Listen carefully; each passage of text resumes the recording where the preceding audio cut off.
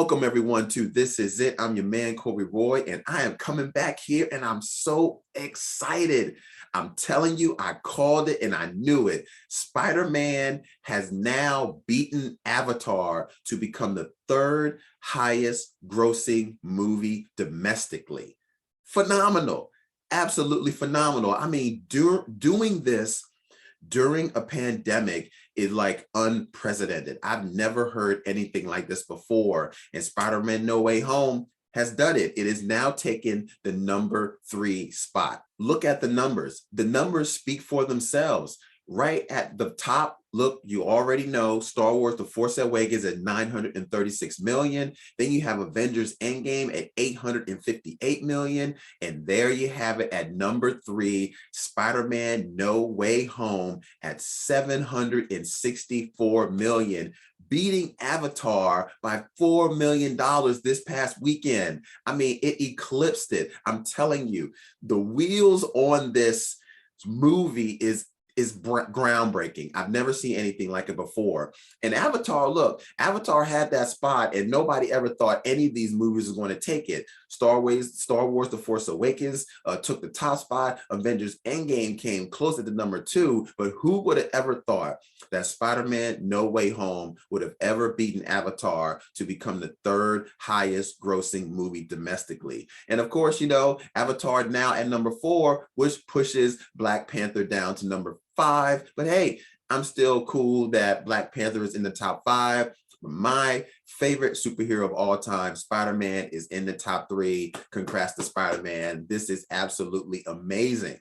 Looking at the top 5 MCU movies, I mean, look, Avengers Endgame is #1 at 858 million. Spider-Man is still climbing though at 764 million, well over Black Panther at 700 million. Then you have Avengers Infinity War at 678 million and Avengers at 623 million. Now, the question is, now that Spider-Man is solid in the #2 spot, does it have enough juice? Does it have enough legs, and does it have enough steam to take over Avengers Endgame? I mean, that's a pretty big hill to climb, but honestly, I would love to see it take the #1 spot, but I don't think so. This is Avengers Endgame, and what Avengers Endgame did, I mean, people came in droves to see that film. Some 2, 3, 4 watches. Even I saw the movie 3 times in the theater. So 858 million is a pretty significant amount of money. Spider's Endgame is at 764. That's a lot of ground to make up to beat. And I don't know if it currently has enough legs to beat the top spot of the top MCU movie of all time. And the reason why is there are so many other movies right now that are about to come into the box office. Uncharted is recently coming into the box office this past weekend, and we have Batman coming in the 1st of March. So with these 2 major movies coming in the past couple of weeks, I just don't know if Spider-Man No Way Home has enough juice in the tank to overtake Avengers Endgame. But hey, anything can happen. I've seen it happen, and who would have ever thought that No Way Home would have ever been at the #2 spot and the #3 spot as far as all-time movie domestically. So let's take a look at the box office numbers that we have here this past weekend, and the numbers are still coming in. So this is just simply a rough numbers of what has been retrieved so far from the box office. Right at #1, we have Uncharted with 15.4 million. #2, starring Jason Tatum, Dog, at 5 million. Then we have #3, which is actually dropped down 2 spots from #1 the previous week, Death of the Nile, which is at 1.7 million. And of course, there we go, Spider-Man No Way Home still going strong at #4 with 1.715 million. And who'd have ever thought Jackass would still be doing movies 20 years later almost? At #5, we have Jackass Forever at 1.47 million. And look at this. Tom Holland has 2 movies in the top 5 at the box office right now. Uncharted at #1 and Spider-Man No Way Home at #4.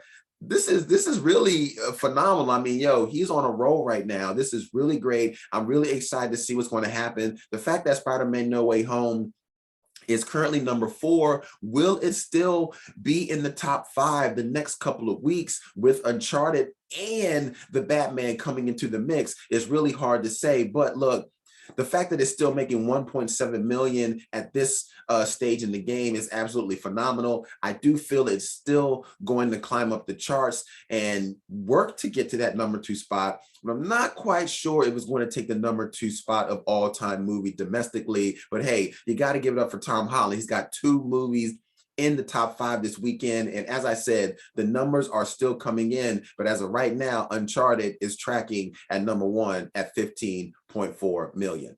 And that'll do it, everyone. Look, this has been great. If anyone ever told me that Spider-Man No Way Home would have climbed this high on the box office charts, I would have been like, yeah, I believe so. But wow, the fact that it has taken and beaten Avatar and still has more gas in the tank. It is solid at the number 3 spot. I know James Cameron is probably a little upset about that, but hey, these are the way things goes. And look, Spider-Man has broken another record. It's crushed it at the box office. It continues to break records. And as I stated before, I called it, and it did this during a pandemic. Wow, I don't really have anything else to say. Do you think Spider-Man No Way Home is going to take the number 2 spot?